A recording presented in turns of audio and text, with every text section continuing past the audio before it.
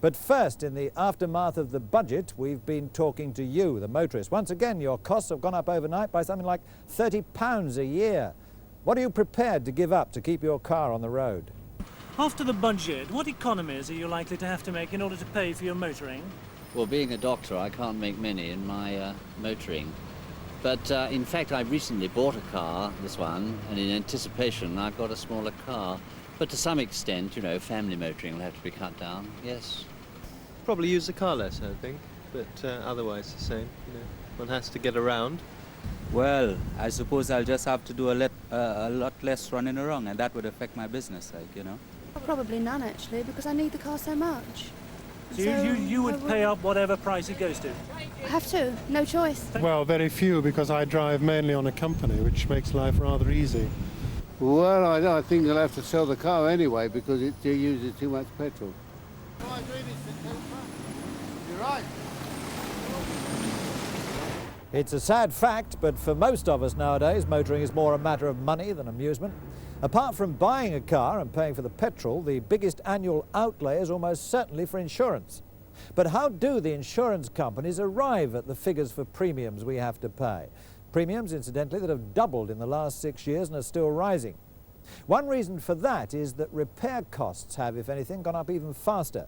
And by far and away, the largest part of the amount that motor insurers pay out in claims each year goes on car repairs. 65% of the total claims bill is spent in crash repair shops.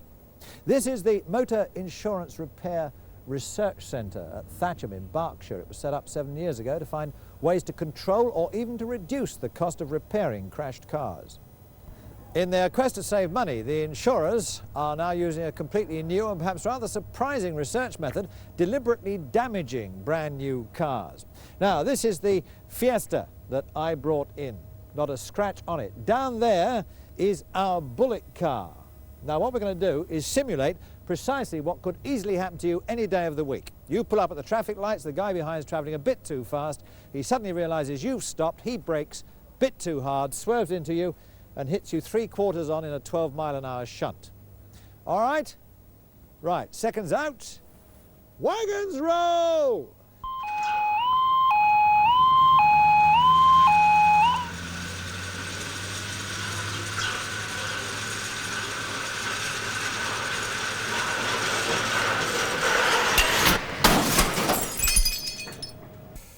Well, while the Thatcham engineers get to work with their clipboards and sort out how much this little lot's going to cost us, we'll join Tony Bastable. One of Thatcham's better-known achievements is to persuade the major motor manufacturers not just to offer complete replacement door panels, but indeed to make available these. This is a door skin, and it makes minor repairs to doors simpler and very much cheaper. Danny Gibbs, you're the Director of Research here at Thatcham. After 7 years, apart from the relative success of the door skins, what else have you got to offer? Well, quite a lot, Tony. After persuading the manufacturers that our ideas were viable, we went round looking at the outside of the car, which are really all skins, and we proposed to the car manufacturers that they should supply various part panels, which have to be approved by them, and they have to be safe, considering welding and the strength of the vehicle. Now, when you say part panels, you mean part of a traditional panel? Yes. If we take this car that we're standing beside, what you can see here is this section is part of the whole panel, which extends right up to the door. Now, the cost of the whole panel is £48.50, and the cost of this section, where you can see the join here, is £27.50. So there's £22 saving just on the parts alone. Yeah, but isn't it more expensive to fit it? After all, presumably you've got to cut into the original panel. No, this is not so. Because you save taking out the glass, the trim, that glass, and you can leave this boot lid in on occasions. It takes us about 10 hours to put something like a whole panel in, and about 4 hours to do this, so overall there's a labour saving. But British Leyland never designed this car to have what is effectively a new seam down there, however well it's been welded. Isn't that going to rust down there? Can it ever be as strong there as this panel originally was? Well, people like British Leyland won't release a part panel like this unless they have looked at the safety aspects. And they're quite happy that these special accident panels are as strong. In fact, the weld joint is stronger than the original car. And we treat the joint for rust, so there should be no problem. It's as good as new, in fact. It's as good as new. But isn't the big problem that the repair trade, which tends to be traditionally rather conservative, is loath to fit part panels? It would prefer to fit a whole panel because it knows how to do it. Well, let me correct you on one thing first, if I may. It is not new to the repair trade because they've been cutting out sections of panels for years.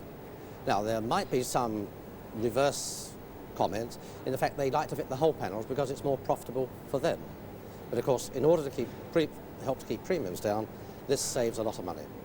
Annie Gibbs, don't go away, we'll come back to you later. Thank you. Back to the Fiesta, they tell me there's about £120 worth of work there, and that's if we use a part panel. If we had to replace the full panel, it'd be about £40 more. That sounds an awful lot of money, doesn't it? But then the average motor claim today is nearer £200. The question is, need it be so high? No matter how much work is done here at Thatcham to develop new repair techniques, the real economies should start much earlier, on the drawing board.